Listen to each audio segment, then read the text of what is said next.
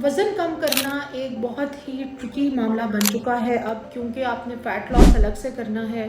Weight loss अलग से करना है। जब भी आप वज़न कम करने लगें तो सबसे पहले आपके ज़हन में ये बात होनी चाहिए, मुझे अपने वज़न को इस तरीके से कम करना है कि मेरी बॉडी की आइडियल शेप भी रहे। वज़न कम करने के लिए कौन सा तरीका जो है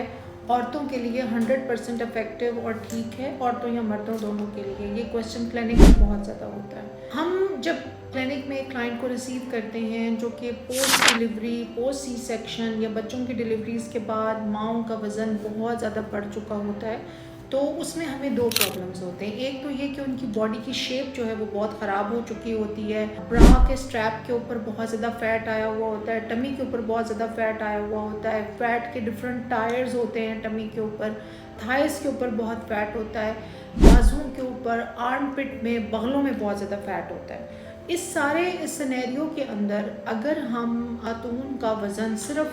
जिम से, डाइट से,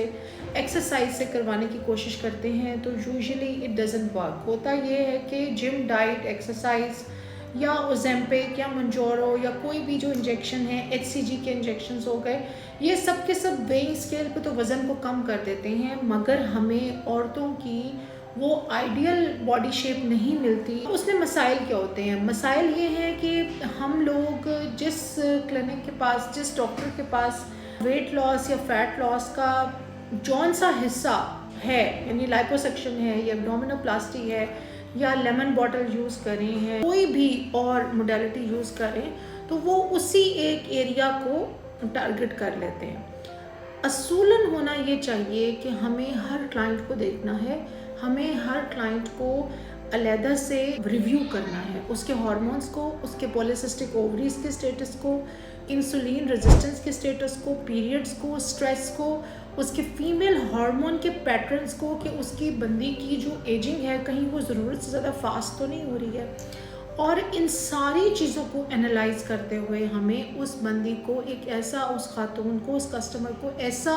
सोल्यूशन प्रोवाइड करना है जो ना सिर्फ कि उसका वज़न कम करने में हेल्प करे, बॉडी को शेप अप करे, बॉडी कहीं से ढीली ना हो जाए, लटकने वाली ना हो जाए, बॉडी के अंदर स्ट्रेच मार्क्स ना आ जाएं। हमारे पास अब 90% क्लाइंट्स जो ओजेम्पिक के साथ या एक्सट्रीम वेट लॉस के बाद आते हैं,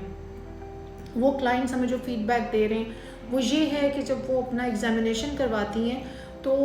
पूरी बॉडी उनकी लटकी हुई है, उनकी बॉडी के अंदर जो टिश्यूज़ हैं उनकी इंटेग्रिटी नहीं रही, बॉडी के जो डिफरेंट ऑर्गन्स हैं जैसे अंडर आर्म्स में, अंडर लेग्स में, थाइस के साथ बहुत सारा टिश्यू वो बिल्कुल लैक्स और बिल्कुल लाइक अ फ्रिल, जैसे कोलेजन निकल गया स्किन के नीचे से, फैट निकल गया है, एडिपोज टिश्यू नहीं है, स्किन में कोई इलास्टिसिटी और रेजिस्टेंस नहीं है। तो होता ये है कि पूरी बॉडी उनकी एक जेली की फॉर्म में कन्वर्ट हो जाती है और उससे ऐसे लगता है जैसे पूरी बॉडी के अंदर डिफरेंट एरियाज पे स्किन लटक रही है, रिंकल्स वाली, स्ट्रेच मार्क्स वाली। This is not a good vision. एक अच्छा कोई, किसी भी इंसान को अपने आप को ऐसी शक्ल में देख के कोई अच्छी फीलिंग नहीं आती है। सो मेरा जो जवाब है वो ये है कि जब भी आप वज़न कम करने लगें या आप वज़न कम करने की किसी भी मोडेलिटी के ऊपर काम शुरू करें, अपने डॉक्टर से बात शुरू करें, तो सबसे पहले आपके जहन में ये बात होनी चाहिए कि मुझे सिर्फ वेइंग स्केल पे वज़न नहीं कम करना है, मुझे अपने वज़न को इस तरीके से कम करना है कि मेरी बॉडी की आइडियल शेप भी रहे। मैं अपनी जो जिन जगहों पे फ़ैट की पॉकेट ज़्यादा हैं, मैं वहाँ पे फ़ैट की जो मोडेलिटीज़ ऐसी यूज़ करूँ जो नॉन सर्जिकल हैं, जैसे जो हमारे क्लिनिक में अवेलेबल हैं, जो हम फैट मेल्ट इंजेक्शन यूज़ कर रहे हैं डबल चिन पे, ब्रा फैट पे, आर्म फिट में, मफिन टॉप पे, लव हैंडल में और थाइस पे, हिप्स पे, अंडर आर्म्स में। इन सब एरियाज़ के ऊपर से जब फैट उतर जाता है और साथ आप थोड़ा सा प्रोटीन बेस्ड हाई कोलेजन वाली डाइट देते हैं, साथ आप उनकी इंसुलिन रेजिस्टेंस कम कर रहे होते हैं, उनको वॉक की तरफ लेके जाते हैं, हेल्दी मील, हेल्दी डाइट की तरफ लेके जाते हैं, थोड़ा बहुत क्लाइंट को एक आइडियल सिनेरियो मिलता है जिसमें उसकी बॉडी टाइट और टोन भी हो रही है, उसमें शेप भी आ रही है। दूसरा,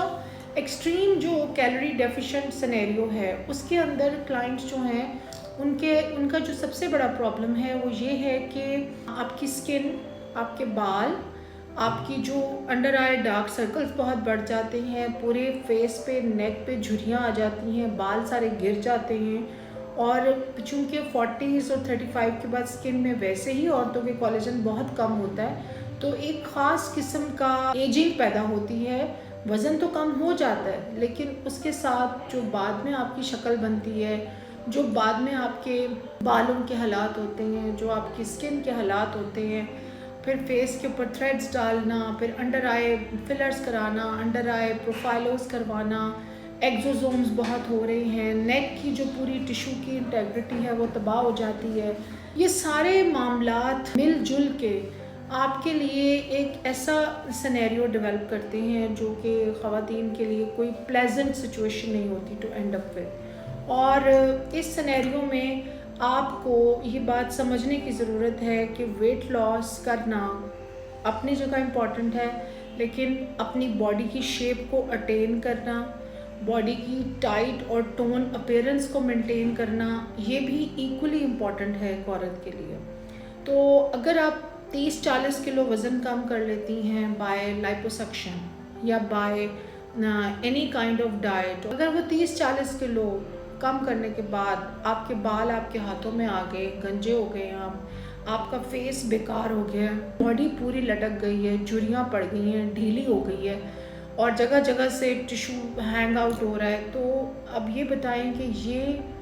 इज़ इट वर्थ? क्या आपको इस तरीके से वज़न कम करना कबूल है कि आप अपने आप को कभी फेस ही ना कर सकें कि मैंने अपने साथ क्या किया, और अब आप पूरी बॉडी की सर्जरीज तो नहीं करवा सकते to tighten up your body. तो वज़न कम करना एक बहुत ही ट्रिकी मामला बन चुका है अब, क्योंकि आपने फ़ैट लॉस अलग से करना है, वेट लॉस अलग से करना है, और साथ ही आपने बॉडी कंटूरिंग और बॉडी स्कल्पटिंग भी करनी है। फिर आपने अपनी कैलोरीज़ को इतना कम भी नहीं कर लेना कि आपकी जो स्किन है, बाल है, फेस की जो अंडर आई सर्कल्स हैं वो सब के सब तबाह हो जाएं और आपके लिए एक नया मसला खड़ा हो जाए और एक नया आपके लिए एरिया खुल जाए जहाँ पे आपको बेतहाशा पैसा लगाना पड़े। तो सारी बातों को मद्देनज़र रखें, एक होलिस्टिक अप्रोच को अपनाएं, और हम जो क्लिनिक में फ़ैट मेल्ट इंजेक्शंस लगा रहे हैं बॉडी स्कल्पटिंग के लिए, औरतों के फ़ैट को उतारने के लिए, जो पॉकेट्स रिमूव हो रही हैं फ़ैट की वो परमानेंटली जा रही हैं। और जब permanently fat non invasive, non surgical तरीके से चला जाता है तो उससे आपको बहुत लंबे अरसे के लिए बहुत अच्छा रिलीफ मिलता है। आपके जो ड्रेसेस का साइज़ है वो बहुत तेज़ी से कम होता है और आप बहुत अरसे तक अपनी बॉडी को अच्छी शेप में, अच्छी स्किन में एंजॉय करते हैं।